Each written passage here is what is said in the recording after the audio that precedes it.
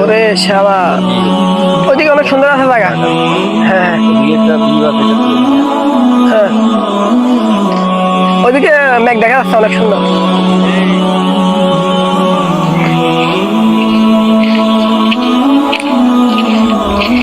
আসসালামু আলাইকুম ভাই।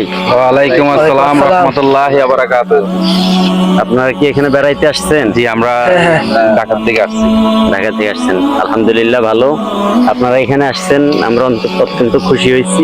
আপনারা এরকম বেড়াইতে আসবেন, খুব ভালো কথা। তবে একটা কথা, যদি কিছু মনে না করেন, একটা কথা বলতে পারি? হ্যাঁ, বলেন, সমস্যা নাই। সমস্যা নেই।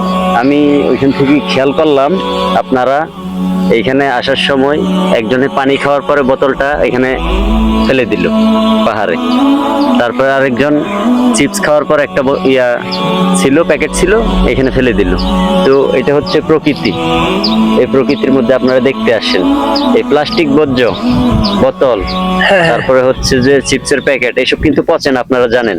জি, এটা অনেক প্রকৃতির ক্ষতি করে, মাটির ক্ষতি করে, উর্বরতা নষ্ট করে, আমাদের এই জীব বৈচিত্র্যের ক্ষতি করে।